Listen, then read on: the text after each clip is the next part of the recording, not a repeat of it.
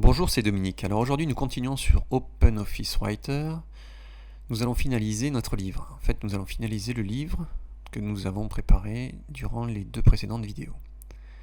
Nous allons rajouter une couverture, faire quelques finitions, et à la fin de la vidéo, nous l'exporterons en format PDF pour permettre de le consulter plus facilement pour un maximum de personnes. Donc pour cela, nous récupérons notre fichier sur lequel nous avons commencé à travailler. Donc voilà notre fichier tel qu'il était, avec notre en-tête, nos pieds de page, nos titres, nos sous-titres, et notre table des matières cliquable. Donc pour ajouter une couverture, c'est très simple. Premièrement, donc vous montez tout à fait en haut de votre texte et vous cliquez en haut à gauche. Donc nous cliquons sur Insertion, Saut manuel, Saut de page, OK. Donc là, du coup, vous avez une première page qui est vierge, et nous allons pouvoir coller notre couverture. Donc vous cliquez dans le bloc central, tout en haut, Insertion, Image, et là, nous allons coller l'image que vous avez préparée pour la couverture. Donc là, j'ai préparé une image avec Paint, le logiciel Paint, tout simplement. Il s'agit d'une photo avec un bandeau écrit au-dessus et un bandeau avec mon nom au-dessous. Donc là, vous voyez que l'image n'est pas centrée, donc nous la centrons, de telle façon qu'elle occupe toute la page. On peut vérifier cela sur l'aperçu. Et donc vous voyez, bon, il nous a laissé une page blanche, il y a eu un saut de page. Ce qui fait que, voilà, bon, vous avez les pages qui apparaissent après votre couverture et une page blanche qui est le derrière de la couverture, on va dire. Donc nous fermons l'aperçu. Et là par contre vous voyez qu'en fait il y a l'en-tête et le pied de page sur la couverture. Bon, ce n'est pas obligatoirement très joli. Donc certaines personnes le gardent. Vous avez tout à fait la possibilité de l'enlever. Il suffit de cliquer donc sur cette première feuille. Vous avez un bandeau juste sous le fichier où est notée la qualité de la feuille. Là, il s'agit d'une page standard comme toutes les autres. Donc ce que vous allez faire, vous allez cliquer droit avec votre souris et vous allez aller jusqu'à première page. Donc la couverture devient la première page de votre livre et donc il n'y a plus d'en-tête et plus de bas de page.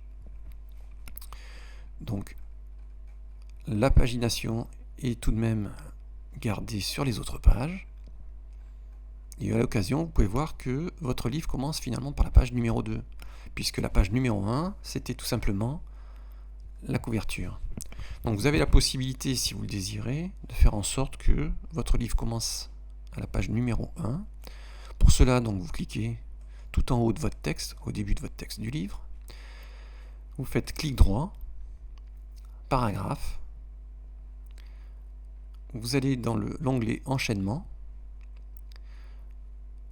La partie saut, le côté inséré est déjà cliqué. Vous cliquez avec le style de page. Numéro de page, vous mettez 1.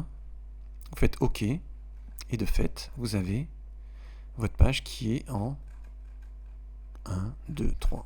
Donc votre première page de livre est bien la page numéro 1. Si bien que si nous regardons l'aperçu, nous voyons page 1, 2, 3, 4. Donc en fait, notre livre maintenant est terminé.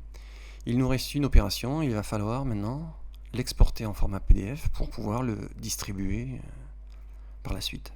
Juste avant de le transformer en PDF, une petite remarque que je vais vous faire, c'est que votre table des matières, en fonction des différentes opérations que vous allez faire, peut varier du fait qu'il y a peut-être plus de pages. On a rajouté une page de couverture, on aurait pu rajouter un index.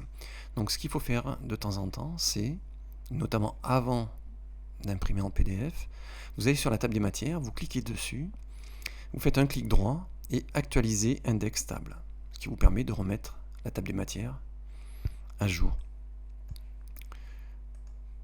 Donc nous vérifions une fois de plus l'aperçu et nous voyons qu'effectivement, donc là où nous avons notre livre au complet.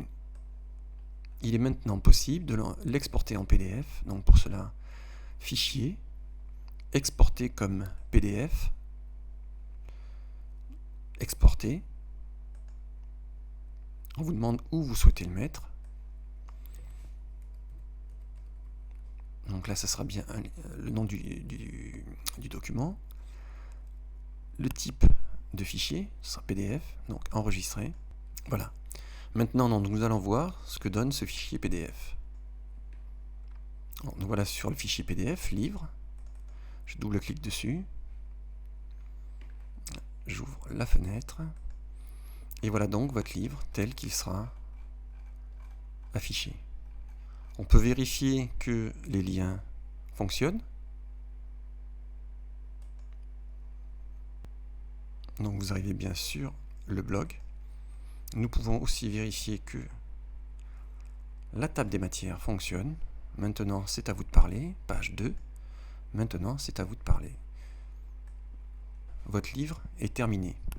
Voilà ce que je souhaitais vous dire pour mettre en page votre livre et le finaliser. J'espère que ces explications, ces petits trucs vous auront été utiles. Je vous donne rendez-vous à la prochaine vidéo. C'était Dominique. Au revoir et bonne journée.